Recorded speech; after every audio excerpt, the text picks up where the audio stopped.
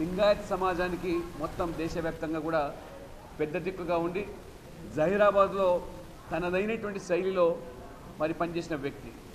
బీజేపీకి పెరుగుతున్నటువంటి ఇమేజ్ను ఆదరణను జీర్ణించుకోలేక ఈ కాంగ్రెస్ బీఆర్ఎస్ ఈ రెండు కూడా ఒక చీకటి ఒప్పందంతో రహస్య ఒప్పందాలతో పైకి కత్తులు దూసుకుంటున్నారు. అంతర్గతంగా పొత్తులతో బీజేపీని మోదీ గారిని తెలంగాణలో ఆదరణ పెరగకుండా కుట్రలు పడుతున్నారు. మరి వీళ్ళంతా కూడా ఈరోజు ప్రాజెక్టుల పేరు మీద చేస్తున్నటువంటి డ్రామాలు.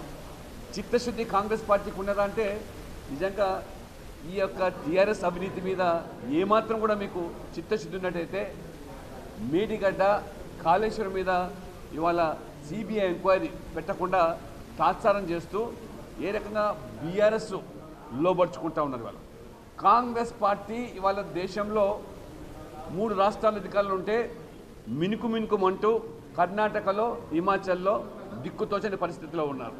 ఇవాళ మీ గ్యారెంటీలు ఆ రాష్ట్రాల్లో చెల్లలేదు, ఢిల్లీలో చెల్లలేదు, తెలంగాణ చెల్లుతుందా అంటే తెలంగాణలో కూడా అప్పుల ఊబిలోకి నెట్టబడ్డ రాష్ట్రాన్ని మీరు విమర్శించిన రేవంత్ రెడ్డి గారు ఇవాళ అదనపు వనరులు సమకూర్చుకోకుండా అదనపు ఆదాయాల మార్గాలు చూపకుండా ప్రజలు మోసం చేసి వంచి మొన్న గెలిచి వచ్చారు. కానీ ఇప్పుడు పార్లమెంట్ ఎన్నికలకు లింకబెట్టి బోడిగుండుకు మోకాలు లింకబెట్టి కాంగ్రెస్ పార్టీని పార్లమెంట్లో గెలిపించి రాహుల్ గాంధీ ప్రధానమంత్రి చేస్తే ఈ 6 గ్యారెంటీలు అమలు చేస్తామని చెప్పడం అవుతుందో మరి ఇది చాలా మరి ప్రజలను మోసం చేయడమే. కాబట్టి కాంగ్రెస్ గ్యారెంటీ దేనికి? వాళ్ళ అవినీతికి గ్యారెంటీ, కుటుంబ పాలనకు గ్యారెంటీ, లేదా కుంభకోణాలకు గ్యారెంటీ, మైనార్టీలను బుజ్జగించడానికి గ్యారెంటీ తప్పితే మోదీ గ్యారెంటీ అంటే అభివృద్ధి, సాధించినటువంటి విజయాలు ఏవైతున్నాయో ప్రజల పట్ల నమ్మకము, ప్రజలు మోదీ పట్ల పెట్టుకున్న విశ్వాసము, పేద ప్రజలకు కూడా ఏ రకంగా వాళ్ళ బ్యాంక్ ఖాతాలకు దళారీ వ్యవస్థ లేకుండా మరి కొనసాగుతున్న విధానం.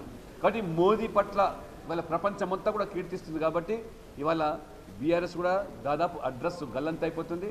రెక్కలు విరిగిన పక్షిలా ఇవాళ మిగిలగలా కొట్టుకుంటూ ఉన్నది. కాబట్టి ఇవాళ ఇద్దరే కాదు అనేక మంది కూడా ఇవాళ బీఆర్ఎస్ నుంచి ఇవాళ బీజేపీ వైపు చూస్తాను. దేశవ్యాప్తంగా 370 స్వతహాగా బీజేపీ గెలుస్తూ ఉన్నప్పుడు 17 సీట్లలో కూడా తెలంగాణలో అత్యధికంగా బీజేపీ గెలవబోతూ ఉన్నది.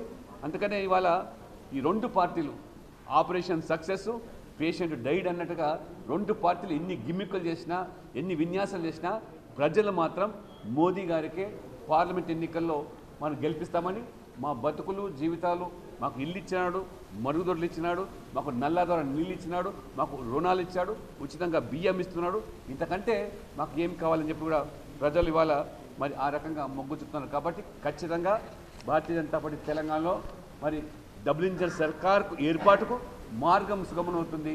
ఈ పార్లమెంట్ ఎన్నికల అనంతరం తప్పకుండా తిరుగులేని శక్తిగా తెలంగాణలో బీజేపీ మారుతుంది. మోదీ నాయకత్వంలో డబుల్ ఇంజన్ సర్కార్కు కూడా మార్గం సుగమవుతుందని చెప్తూ మరి బీవీ పాటిల్ గారిని వారికి హృదయపూర్వకంగా స్వాగతిస్తూ తప్పకుండా వారి సేవలు పార్టీ మరి పొందుతుందని, ఖచ్చితంగా భవిష్యత్తులో పార్టీని బలోపేతం చేయడానికి తన వంతు పాత్రను కూడా వారు పోషిస్తారు.